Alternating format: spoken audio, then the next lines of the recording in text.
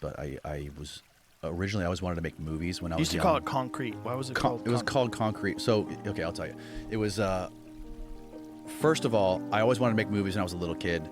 I was telling Jamie the story earlier. I was going to go to Full Sail where Jamie went in Florida, in Orlando, but it was just I didn't have the money to do it, and I couldn't get into UCF because my grades were shit in high school. So luckily, I got the opportunity to work on this movie called Dolphin Tale.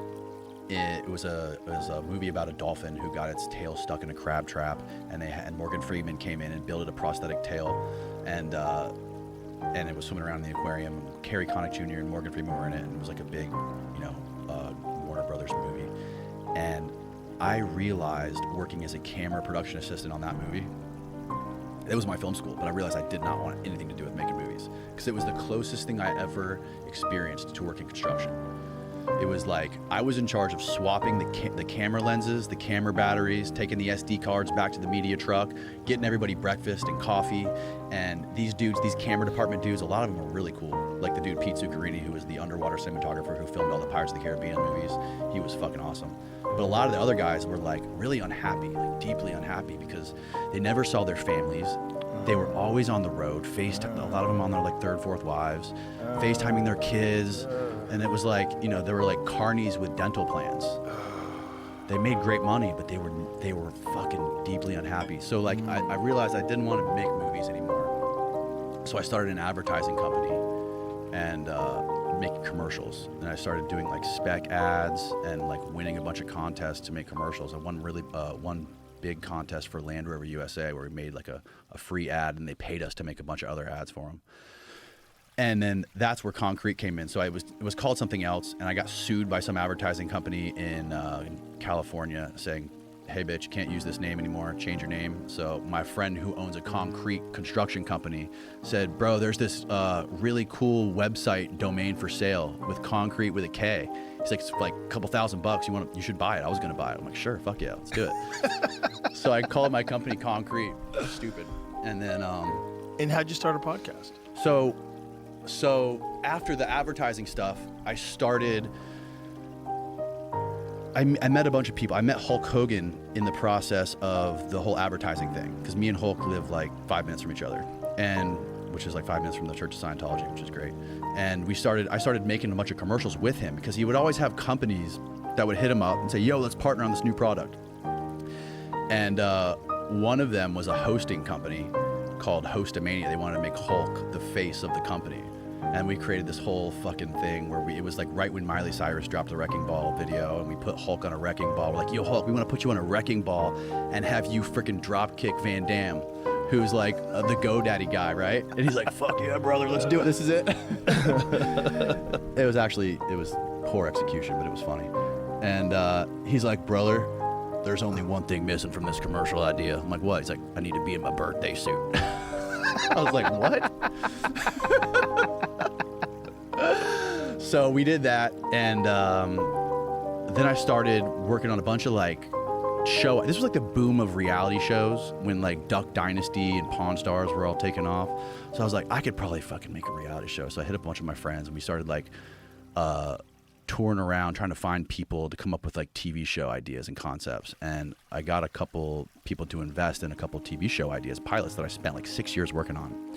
And it was this long process of shooting, editing, taking notes from production companies that, you know how this works, but you have to like work with production companies who already have relationships with networks. Mm-hmm. And they were like constantly giving us notes like, okay, change this for A&E, change this for Spike TV. And we got to make sure it fits each network, because we're pitching these shows to all these networks. I was like, okay, great. So it was just this roller coaster of emotions of like, oh my God, we're going to sell a TV show. We're going to do a TV show. And then finally we got one of those shows to a green light meeting at Spike TV or A&E. And like, I was like, this is it. We're going to do it. And the CEO of Viacom killed it because it did not fit their roster of existing advertisers. And I was just like so frustrated and fed up with it. I was like, fuck this. I'm taking all this stuff that I've been working on, and I'm going to repackage them and put them on YouTube. And I did. And the first one that really took off, got millions of views in like 2015, was called Deckhands. and it was the story of these alcoholic dudes, these drunks that were hanging out in front of 7-Eleven in this little sleepy town called Madeira Beach, where I'm from.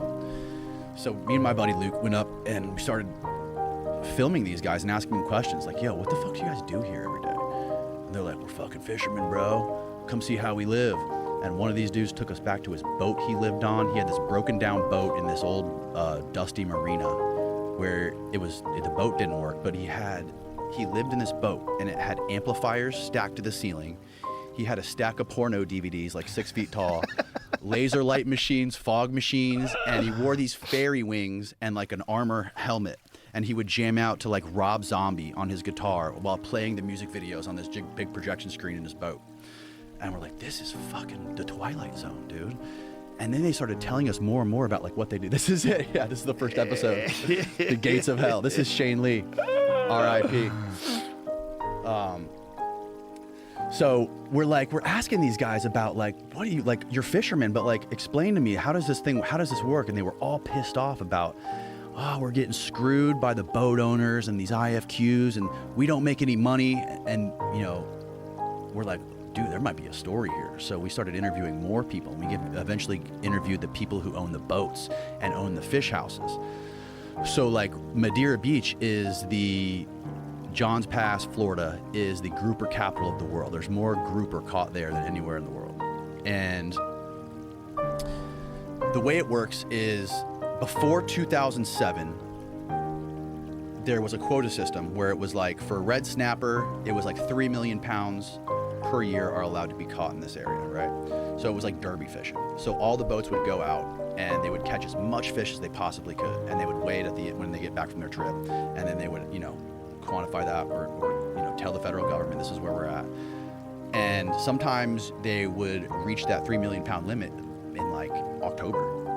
So what do they have to do for the rest of the year? They stop fishing. They can't do anything. So in 2007, the federal government made a monopoly where they gave boat owners an allotment of fishing quota per year. So some guys got 100,000 pounds, some guys got 200,000 pounds, which is, if it's red snapper, that's $1 a pound. So that's like the best retirement plan known to man. The federal government is handing you 200,000 pounds of red snapper quota per year. And then what happened was eventually the boat owners sold off their quota, and now it's become so discombobulated where now like you can just buy this fishing quota and trade it like stock. You don't have to own a boat, you don't have to be a fisherman, you could just be some dude sitting in Manhattan in a high rise and buying and selling fishing quota. You're not, and there are like fishing communities in America, like in the Northeast, where it doesn't work like that, where you have to have your hand on the throttle, you have to take care of your people, and it's a lifestyle, and it's like a way to live, it's a culture. And where in Madeira Beach, at least when I was there filming, they were all just like carny ride operators, you know. Wow. And these dudes were, and the lowest level of this fishing industry are those deckhands, those dudes like Shane Lee, and they're fucking drug addicts. A lot of them are hooked on heroin.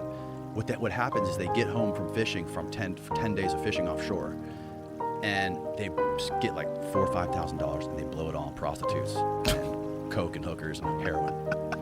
And they're kids, dude. They're like kids. Right. They're like kids with money. And by the time they run out, they have to go fishing again. So they're going to all the fish houses saying, bro, let me go. So they go offshore again, and they rehab, where they rehab at sea for 10 days because they have no more drugs. Wow. And they come back and then rinse and repeat. And one of the people that we interviewed, there was 3 main characters in that series. There was Shane Lee, there was Space, and then there was Hollywood Kim.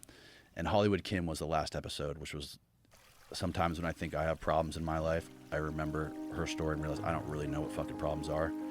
She was from Alabama, and when she was 17 years old, she gave birth to her father's son. Oh, God. And when she was 6 years old, she would wake up every morning and ride her bike to the beach to try to escape her dad. And no one would believe her. Jesus Christ. She tried telling people. And no one would believe her because her dad was a cop. Oh, God. So she eventually gave birth to her son. and escaped to Florida and became a deckhand working fishing and working on these boats, dude. And she was just, I met her and she would wake up every morning and just start slamming vodka and looking for drugs. And dude, it was just the Twilight Zone in my own backyard. Wow. It was nuts. And then that led to like podcasts. Like, so after that, then we're just like, oh, let's start doing podcasts in between these documentaries, you know, more content. And the podcast started to get more views than the documentaries, and here we are. Well, I'm glad it happened. You got a great show, man. Thanks, bro. I appreciate you coming on here, man. It was a lot of fun. Thank you. Let's do it again, for sure. Hell yeah, bro. Danny Jones Show. It is on YouTube. Yep. Are you on Spotify as well? Yeah, YouTube, everywhere? Spotify. It's just at Danny Jones on YouTube. And same with Instagram. It's an awesome show. That's it, baby. Lots of fun stuff on there. All right. Thanks, brother. Thank you. Bye, everybody.